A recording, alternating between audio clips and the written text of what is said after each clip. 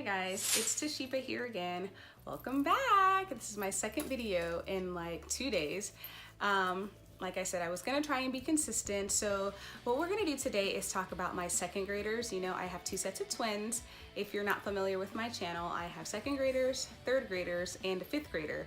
And so at the beginning of the year, if you watched the video, I introduced new curricula that I was gonna use and trying all these new things that may or may not have worked out. And so I'm just going to do a year in review for my second graders to let you know what we switched to, what worked, what didn't work, what kind of worked. And if you're interested in hearing things like that, stay tuned. So here we are again with my second graders curriculum. Remember, I have two, so I know this seems like a lot, but Dean's down at the bottom of the bed, trying not to get into the video. So anyway, I'm gonna try to go through this as quickly as possible. Try to be a little bit more concise. I've even made some notes so that we can stay on track here. So I know there's a lot going on, but I'm gonna try to do everything in the center. I'm gonna tell you what the plan was, if I have that book here with me, and then what ended up happening as a result. So I decided to do a little bit more parent-led things with them because they did not love the videos all the way through. In the beginning, it was awesome, and about halfway through, maybe 3/4 of the way, somewhere in between there, 2/3, I don't know, they got a little burnt out and it was like overkill. So what we decided to do for my daughter, who is gifted, is use The Good and the Beautiful. And of course, we loved it. This is not her reader. I could not find her reader. This is her brother's reader that we started at level 3. So to give you a little bit of a review, we started, and the reading portions of The Good and the Beautiful, it's a very popular curriculum. I do have a review, or I'm sorry, I have an unboxing of The Good and the Beautiful on my channel from earlier this year. And those little hands you see are one of my third graders' hands. So the curriculum as a whole is really good. I think it's well put together. The only criticism I would have is that it hopped around a little too much for me. Sometimes going through some of this, I really used it for reading. It took her, she was 6 when we started to use it, and in about 2 months, she went from reading on like a regular first grade level to about a 4th grade level within a couple of months. She is gifted and she understands a lot more than most children do at her age.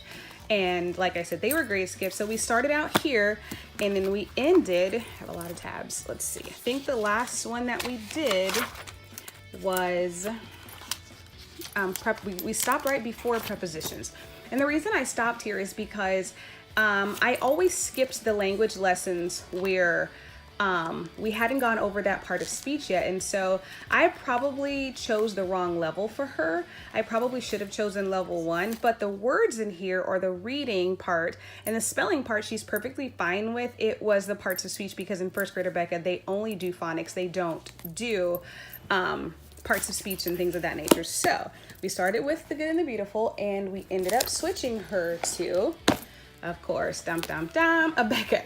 So my third graders are doing a Becca Academy online, and I thought, why don't I just let her watch a video with them and see how she would like the program?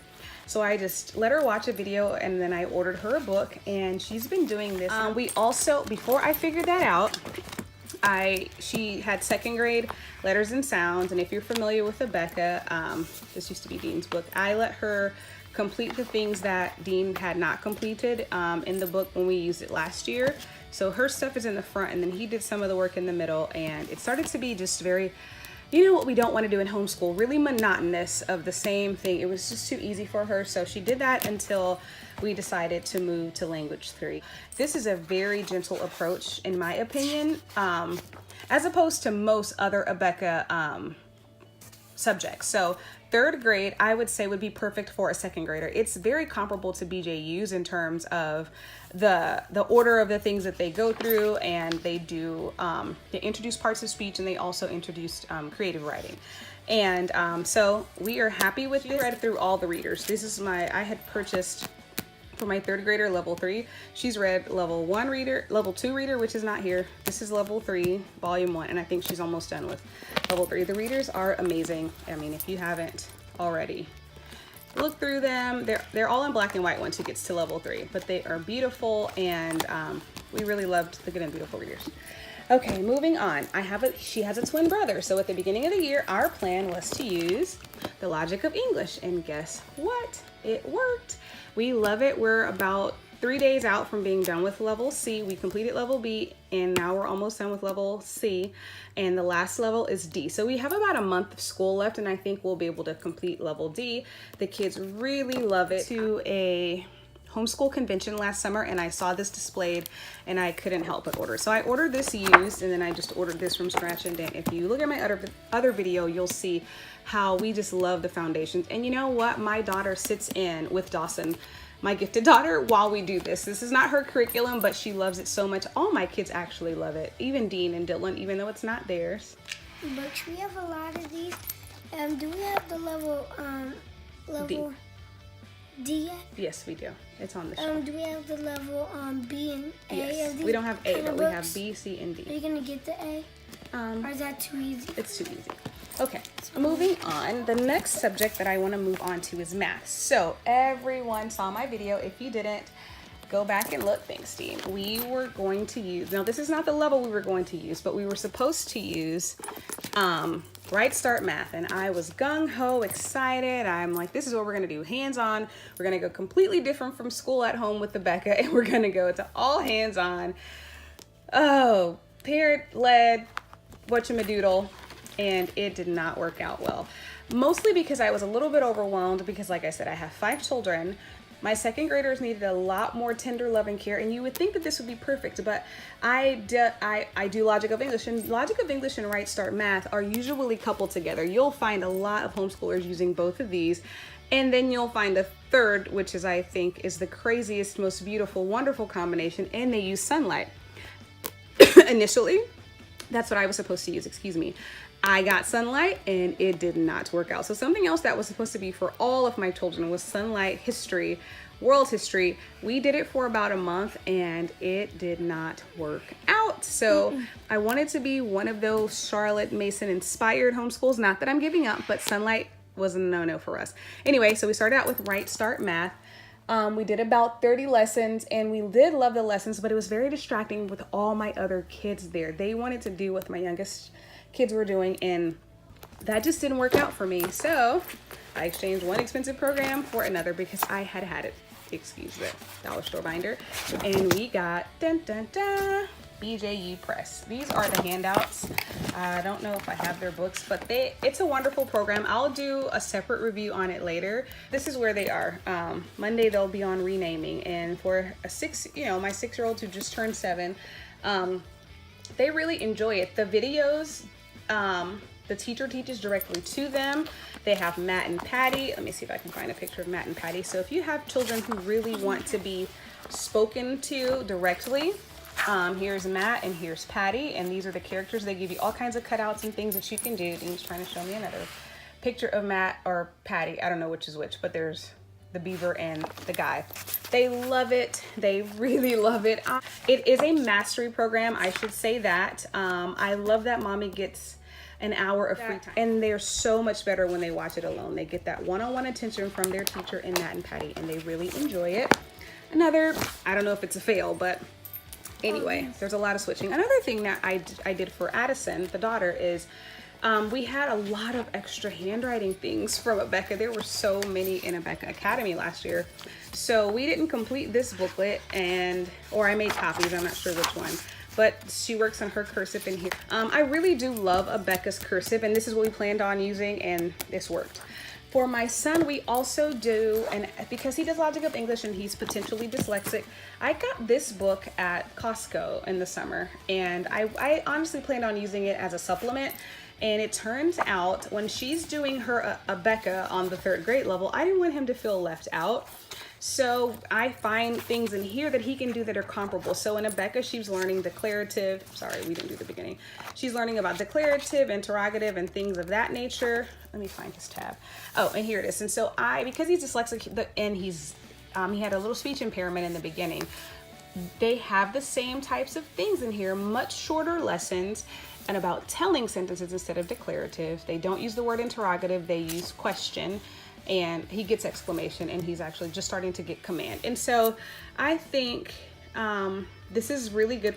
And also he finished his number 2 Explode the Code. He was really excited about that. I purchased 2, 4, and 5. I don't know why I didn't purchase 3, so we're gonna just wait until next year to do that. Sorry, moving on. Addison and Dawson get a lot of spelling in here. They do spelling practice every single day. However, again, I mentioned that he's possibly dyslexic. Too early to test, but I can just tell because my eldest is. And so I bought this book recently at a homeschool store. It's sequential spelling. What it is doing for us, we've only been using it for a couple of weeks. It is building so much confidence. There's just lists of words, and I bought this used at a homeschool store. And as you can see, we haven't gotten this far yet.